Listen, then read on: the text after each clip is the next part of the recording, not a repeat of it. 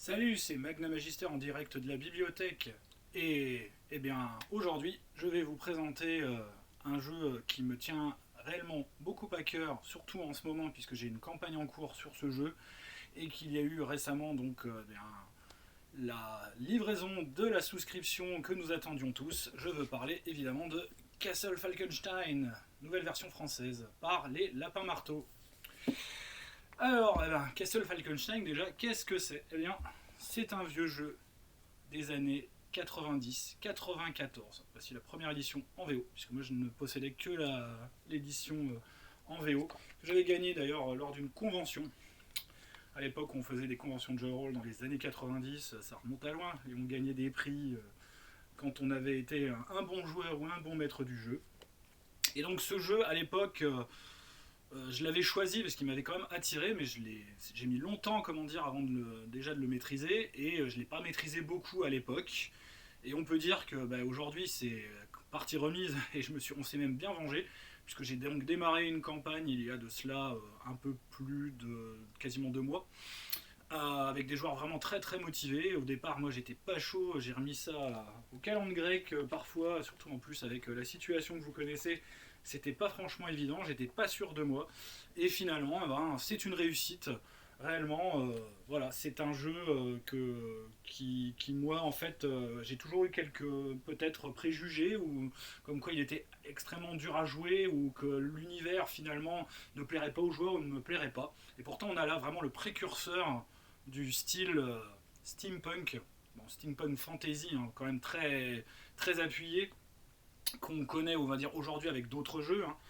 Le genre steampunk est devenu vraiment très très populaire, que ce soit dans la littérature, dans les séries télé, donc, et même dans les jeux de rôle, hein. Il y a des jeux de rôle steampunk, on n'en compte plus, hein, aujourd'hui, dans cet esprit, on va dire, de la fin du 19e siècle et de la deuxième révolution industrielle, avec les machines à vapeur, et également peut-être, on va dire, une autre technologie, une technologie en tout cas très, très avancée.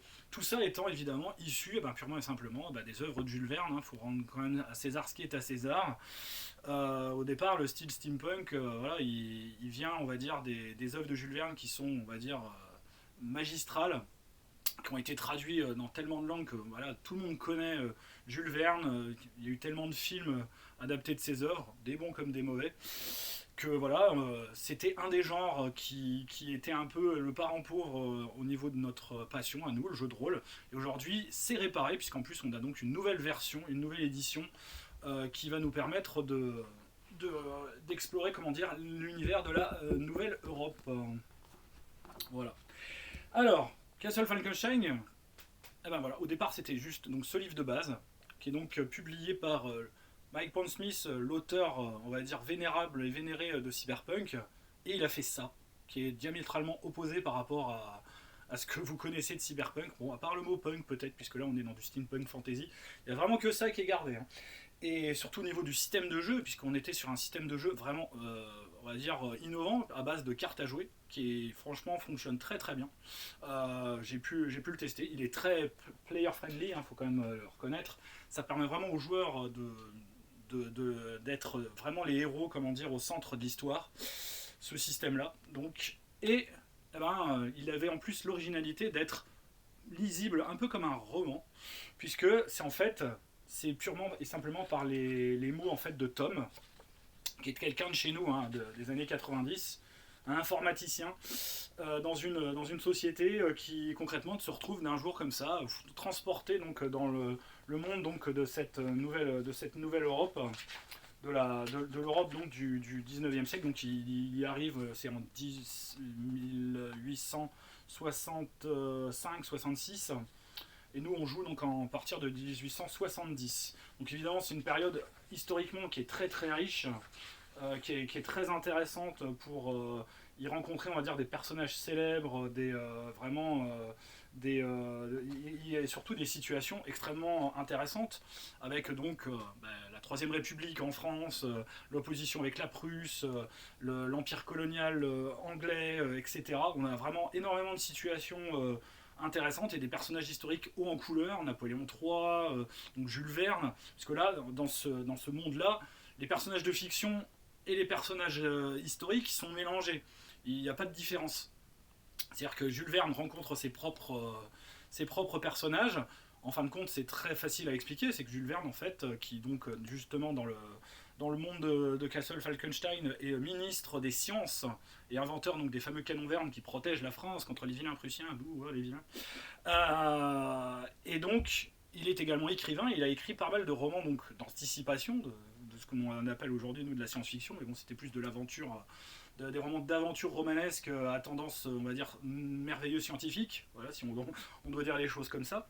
Et donc, là, il a écrit en fait tout simplement les aventures de des personnages qu'il connaît. Donc voilà, le Phileas Fogg a bien fait le tour du monde en 80 jours. Voilà, il y a bien des gens qui ont été sur la Lune, il y a bien des gens qui ont été au centre de la Terre. Tout ça, c'est voilà, le Capitaine Nemo existe, le Nautilus. Voilà. D'ailleurs, soit dit en passant, peut-être que je ferai une chronique sur le jeu de rôle Nautilus, qui est également très intéressant, mais que pour l'instant je l'ai pas testé en tant que maître du jeu, mais qui, on va dire, voilà, est l'un des jeux justement steampunk qui font partie, on va dire, du paysage ludique d'aujourd'hui et qui valent le coup, on va dire, d'être cités et aussi d'être joués. Donc voilà, Castle Falkenstein, on découvre cet univers par l'intermédiaire donc de ce fameux tome. Voilà, je vous le montre en couleur, qui a été donc invoqué par le seigneur des fées ainsi qu'un puissant magicien, et qui se retrouve donc dans le fameux château de Ludwig II de Bavière, qui donc nous dans notre réalité était un peu cinglé et qui donc s'est enfermé dans un château complètement de fantaisie justement, c'est le cas de le dire, en Bavière. Là ici bah, il a un autre rôle, voilà, le héros va l'aider justement à bouter son frère du trône, à reprendre la Bavière et donc à bousculer un peu les alliances internationales, puisque la Bavière est alliée à la France, etc. Et donc tout ça c'est raconté dans un style évidemment romanesque, cap et épée, où donc Tom, en fait, envoie d'une certaine manière des lettres à Mike Pondsmith, justement, pour lui dire ce qui lui est arrivé. Et il lui envoie également un jeu qui a été créé par lui, donc à partir de cartes, et c'est même justifié, ils utilisent des cartes parce que les dés c'est les roturiers qui jouent aux dés, donc on ne peut pas jouer à un jeu avec des dés. Donc on utilise des cartes, parce que c'est un jeu, on va dire, de gentlemen qui joue dans les salons, et même avec les dames, hein, on peut jouer avec les dames. Au niveau des sexes, en tout cas, le jeu était très en avance, je pense, à ce niveau, puisqu'il y a des héroïnes autant que des héros. Et ça, c'était très positif, justement, à l'époque. Il n'y avait pas de... Voilà, les filles étaient prévues, étaient pensées, on va dire, dans ce monde, et elles étaient très invitées. D'ailleurs, c'est un jeu qui plaît beaucoup, on va dire, à la gente féminine ludique, puisque ma femme joue comme d'habitude, hein, puisque voilà, c'est ma première fan et ma première joueuse, mais j'ai également une autre joueuse à la table qui justement a rejoint notre groupe pour jouer à ce jeu. Donc c'est vraiment un jeu qui peut, on va dire, vous permettre d'attirer, on va dire, justement des femmes, parce que c'est un jeu qui est aussi très littéraire dans l'âme, puisqu'il est raconté comme un roman, et son personnage, en fait, on le décrit avant tout, justement, dans le système de jeu, comme un roman, comme dans un roman. Donc on écrit son journal, et donc là on va lister ses forces et ses faiblesses, et on va justement les lister et les mettre, on va dire, dans des... alors je vais vous montrer que nous on utilise des feuilles de personnages, voilà, on a la liste de compétences, et j'avais trouvé une feuille sur le net, donc on met les détails en fait du passé de notre personnage. Ça c'est le personnage d'un de mes joueurs qui joue un nain ingénieur, et donc on met en fait les niveaux de nos personnages, voilà, qui vont donc justement de faible jusqu'à extraordinaire. Je le reverrai d'ailleurs parce que les termes ont été retraduits dans la nouvelle version. Ils ont retraduit certains termes, en particulier les termes qui donnent, on va dire, les valeurs justement des personnages. Donc de faible qui compte 2 jusqu'à extraordinaire qui compte 12. Et donc à ça on ajoute dans le système de jeu une carte parmi les 4 que l'on a au départ.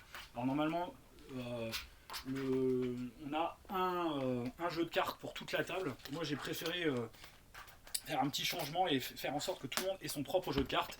Déjà pour éviter, comment dire, les problèmes de genre les gens qui ont toujours de la chance et qui vont avoir tout le temps les figures et les jokers. Donc sur un seul jeu, évidemment, vous comprendrez que au niveau probabilité, y a quand même de fortes probabilités pour qu'il y ait au moins une personne autour de la table qui ait les plus grosses cartes. Là, avec chacun son jeu, ça redilue un peu on va dire les probabilités. Donc et on va dire à l'emploi, je trouve ça plus intéressant. De toute façon, en plus, le magicien, lui, il est obligé d'avoir son propre jeu de cartes pour faire de la magie. Mais sinon, c'est simple, hein, comme je vous disais, une carte. Une fois qu'on a joué une carte, en plus, on la remet dans le paquet et on en repioche une pour toujours en avoir 4. Et on joue donc une carte. Alors donc il y a des variantes qui permettent normalement d'en jouer plusieurs. Si la carte en question fait partie, on va dire, de la couleur, c'est-à-dire que chaque compétence est associée donc à cœur, carreau, pique, trèfle. Et si on joue la carte dans la bonne couleur, eh ben, dans ce cas-là, elle a sa valeur maximale, donc la valeur faciale de la carte, donc de 2 jusqu'à donc 10 pour on va dire les cartes avec les nombres. Puis après, donc 11 le valet, 12 la dame, 13 le roi, 14 l'as et donc 15 pour le joker qui lui, on va dire, n'a pas de couleur et donc il compte 15 pour toutes les suites. Voilà. Donc, et si jamais évidemment on arrive à battre ou égaler la difficulté, on a réussi, et plus évidemment la marge de réussite est importante, plus notre action est une action d'éclat. Et c'est ça qui fait. Voilà. Et c'est un jeu vraiment très héroïque. Hein. Franchement, à chaque fois qu'on demande à faire un tirage d'action, entre guillemets, souvent on va dire, voilà, les joueurs ont ce qu'il faut en main, ils ont bien monté leurs mains pour justement. Ils choisissent du coup quand ils vont rater une action.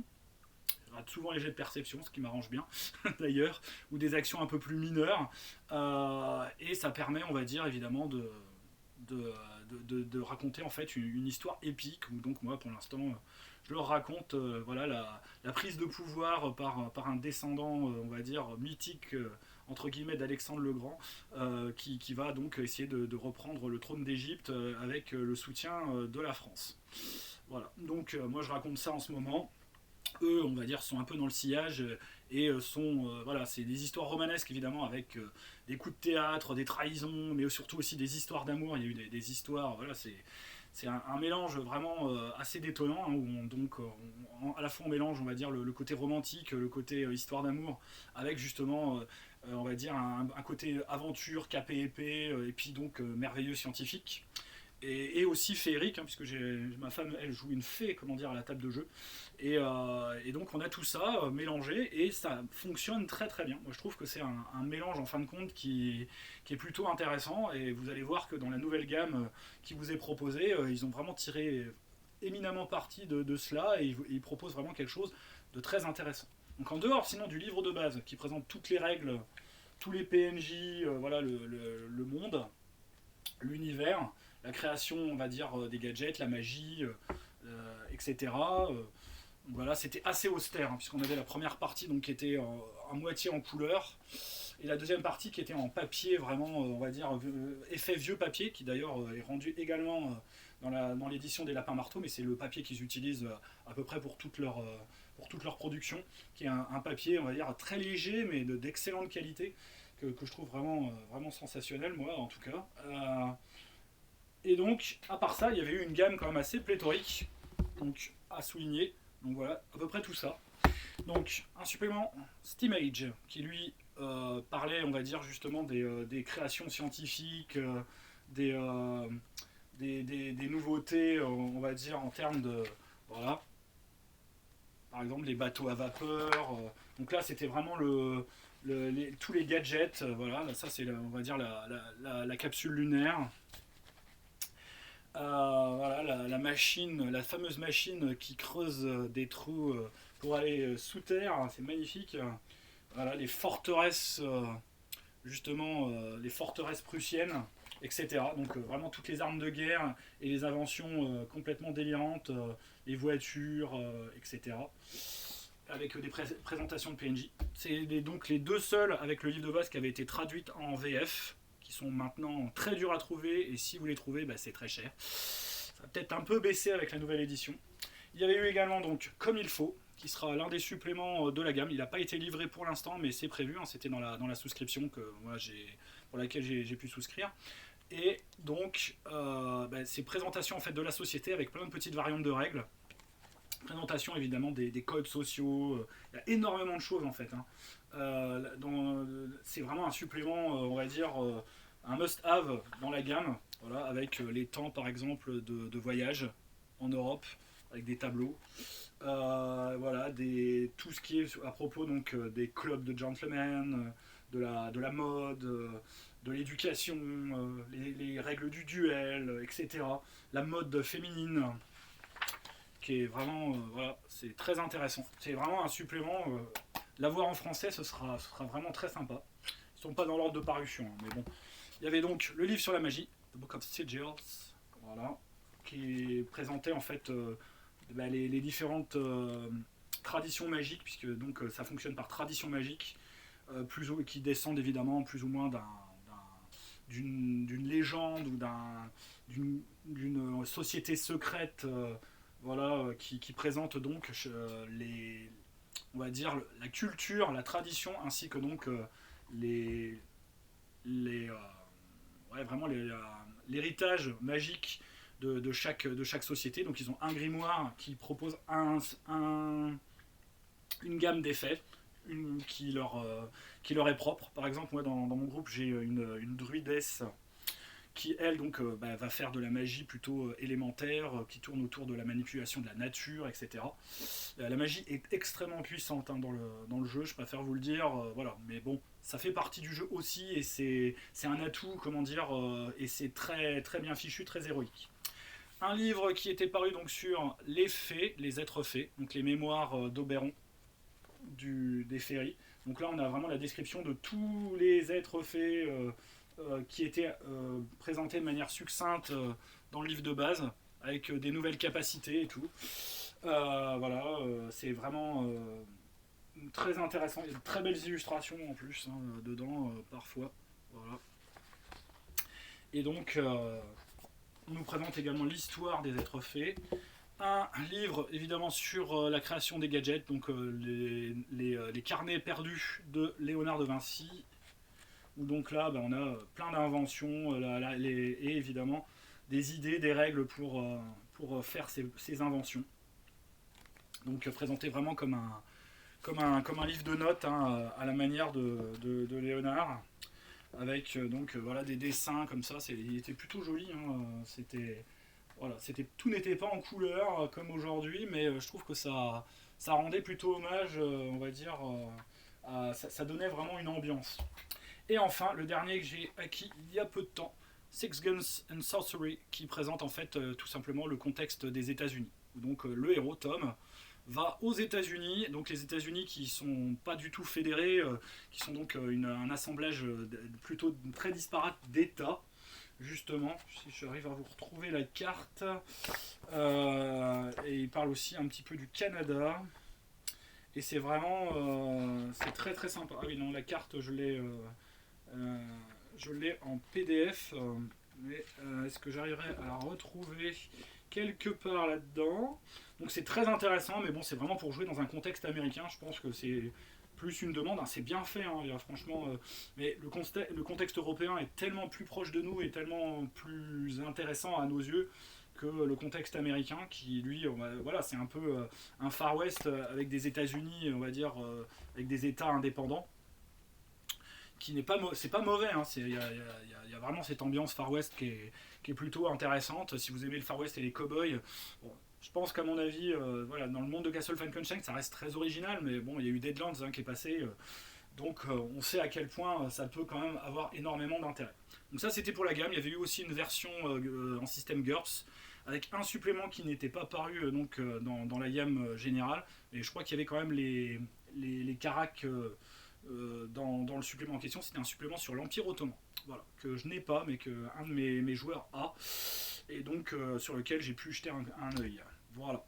Et donc, la gamme française, je vais quand même finir par en parler, hein, après 20 minutes à vous parler de Castle Falkenstein. Voilà, donc ça c'est le bouquin de base, couverture originale, vraiment très très beau. Donc comme je vous disais, supra léger, pour un bouquin malgré tout, donc en format, donc c'est un format, un format intermédiaire, format roman entre guillemets, format gros roman. pour un livre donc qui fait tout de même 340 pages, ce qui est plutôt pas mal. Et donc en fait on a la retraduction, hein, purement et simplement, vraiment retraduit. Tout a été donc retraduit par Jérôme Larrey et Coralie David, qui font toujours un boulot exceptionnel. Et donc on a la Nouvelle Europe ici. Donc le bouquin est en noir et blanc, complet. Là cette fois-ci au moins il n'y a pas une partie en couleur qui n'était pas du plus bel acabit et une partie en noir et blanc pour le système de jeu. Donc c'est vraiment moi j'ai revu le même. Hein. Bon, faut dire, j'ai jamais trop vu la traduction française puisque j'ai toujours joué avec la VO, mais le boulot quand même est de très très bonne qualité. Ils ont rajouté également des illustrations vraiment photoportraits réalistes qui sont du plus bel effet. Donc là par exemple, voilà, Bismarck, il fiche les jetons, hein, Bismarck. Franchement, le regard qu'il a, c'est un regard de tueur. C'est oulala. Donc on a ça. Avec quelques petits ajouts, hein. Ils ont fait des ajouts quand même au niveau de surtout on va dire de la bibliographie, des inspirations. Ils ont remis par exemple les films qui étaient proposés, ils ont rajouté des films plus modernes évidemment. Donc on a de la même manière, on retrouve le chapitre donc sur l'univers. Après donc la description on va dire de tous les archétypes de jeu, la création de personnages, le système de jeu avec donc dedans donc le système des compétences, le système donc de duel, le système de magie, système de duel qui d'ailleurs est très original, je trouve, je ne l'ai pas encore testé pour l'instant. Ça devrait pas tarder ce que je le fasse parce qu'il n'y a pas eu encore de duel officiel, plus on va dire des affrontements armés. Donc, on va aller par exemple là, l'empereur Napoléon III. Non franchement c'est très très bien fichu, c'est un bouquin en plus qui tient bien en main parce qu'il n'est pas trop lourd donc il se lit vraiment agréablement sans se tordre les poignets. Voilà, vous avez par exemple aussi ici Jules Verne, voilà. Non, franchement, c'est une belle réussite que ne serait-ce que de bouquin de base, donc 40 €. Franchement, c'est pour 40 €, je trouve que voilà, vous avez vraiment un jeu clé en main, il n'y a rien besoin de plus. Hein. Techniquement, même si je vais vous présenter après les suppléments, ça reste vraiment un must-have. Pour moi, en tout cas, c'est le jeu à acheter de cette année, c'est mon coup de cœur, je pense, de l'année 2021. J'en avais J'en avais pas eu pour l'instant, on va dire nommément. Bon, il y avait eu Bitume, hein, pour ceux qui ont vu la vidéo précédente, qui pourtant, bon voilà, il m'a bien plu, mais là, Castle Falkenstein, je trouve que vraiment c'est une très belle réussite. Alors, dans le pledge que j'avais eu, qui était un pledge à 120 €, il y avait également l'écran. Alors, il n'y a jamais eu d'écran hein, pour Castle Falkenstein, mais là, ils ont fait un écran avec une illustration originale qui est du plus bel effet. Je le trouve vraiment magnifique. Il est très très beau avec tout ce qu'il faut et il n'y a pas besoin de grand chose en fait en termes de table pour pouvoir jouer vraiment sans problème. Voilà. Et c'est très très bien fichu. Avec l'écran qui vaut donc c'est combien, une vingtaine d'euros, vous aurez un livret dans la même qualité que le papier du bouquin, où donc là vous avez un scénario qui se passe à Paris, qui est, on va dire, un peu sur la même thématique que le scénario qui est proposé dans le livre de base, qui était déjà dans le livre de base d'avant, hein, c'est pas un nouveau scénario. Celui-ci est un scénario, on va dire, original, écrit donc par Jérémy Morand. Voilà. Ah non, Jérémy Morand, pardon, excusez-moi, c'est celui qui a fait l'illustration de l'écran. Voilà. Donc là, l'idée, le texte, lui, il est donc de Fabrice Collin, Coralie David et Jérôme Larrey. Voilà, pardon. Mais c'est lui aussi qui a illustré également une partie du. Alors, pour les illustrations. Ouais, non, il a juste fait visiblement l'écran, parce que c'est une illustratrice pour les autres illustrations. Voilà. Donc vous avez un scénario de 35, 36 pages qui se déroule donc à Paris, que je vais probablement faire jouer parce que voilà, c'est plutôt, c'est vraiment très bien dans l'esprit, on va dire, de la chose. C'est une aventure vraiment intéressante qui s'inscrit bien dans l'univers. Donc ça, c'était pour l'écran. Ensuite vient les deux suppléments qui sont déjà parus. Donc il y a d'une part Variation sur le grand jeu. Donc c'est un assemblage en fait d'articles qui étaient en fait des variantes au niveau du système de jeu. Donc vous avez la possibilité de mettre des spécialisations au niveau des compétences. ça c'est vous qui voyez, moi je trouve que c'est pas forcément super intéressant. Vous avez la possibilité aussi après d'avoir des variantes au niveau de l'utilisation des cartes. Alors est-ce que les cartes, si elles sont pas dans la suite, vous les utilisez quand même à mi-valeur? Est-ce que vous allez euh, par exemple, alors il y a vraiment c'est plein de petites variations sur la manière de les utiliser. J'ai plus tout en tête hein, puisque j'ai lu ça il y a déjà il y a déjà quelques jours. Ce qui m'avait en tout cas intéressé dans les choses qui étaient proposées, c'était l'utilisation du tarot. Alors il y a une variante également pour utiliser des dés à 6 faces, où donc on a des jetons en fait au départ, on achète des dés à 6 faces. Ça peut être, on va dire, une variante. Et surtout, le tarot, ça c'est vraiment la chose la plus intéressante parce que on va dire, les arcanes majeures qui, elles, vont avoir un effet particulier en jeu. Et donc on peut mixer, on va dire, cartes plus cartes de tarot, ou prendre que des cartes de tarot et jouer uniquement avec les arcanes majeures qui vont avoir un effet particulier en jeu. Et ça, j'aime plutôt bien. Il faut dire, les tarots, je suis assez fan des tarots, donc ça marche plutôt pas mal. Il y a la même variante également pour la magie. Et donc je disais, oui, les variantes qu'ils proposent au niveau... voilà, c'est ce qu'ils appellent les variantes demi-valeur. Donc est-ce qu'on utilise la moitié de la valeur de la carte? Est-ce que, on va dire... on va être avantagé parce qu'on va utiliser la bonne carte au bon moment, etc. C'est des petites variantes en fait, c'est à vous de choisir sur ce point si ça permet d'améliorer votre jeu. Moi je trouve que tel qu'il est dans sa version de base, il n'y a pas besoin vraiment d'y apporter de modifications. Mais le tarot, j'y réfléchis. Parce que là, il y a déjà un petit peu plus d'idées dans le jeu et ça permettrait en fait d'ajouter des effets dus aux arcanes majeures qui peuvent avoir vraiment un intérêt ludique. Voilà. Et enfin, le scénario Carabine et Margarine, encore un scénar qui se déroule à Paris, mais là beaucoup plus gros, donc 80 pages, avec justement des personnages pré-tirés qui sont proposés à la fin. Et donc d'ailleurs on a des feuilles de personnages pour la description justement de ces pré-tirés. Feuilles de personnages qui d'ailleurs, je l'ai demandé à Jérôme Larrey il y a quelques jours, seront disponibles en version vierge sur le site à la sortie du jeu, c'est-à-dire le 5 novembre, le jour où je tourne la vidéo justement. Normalement c'est disponible en boutique si vous avez raté la souscription. Et donc on a après la description de chaque PNJ on va dire avec son journal. Donc là vous avez on peut jouer un chien en effet, mais c'est un chien féerique, ce qu'ils appellent donc un pâte feutré. Voilà. Et donc vous pouvez jouer le gentil canard, qui est un chien qui parle, un chien un peu investigateur, qui est très sympa, franchement. Et donc vous avez des personnages après, voilà, une photographe, un gentilhomme, voilà.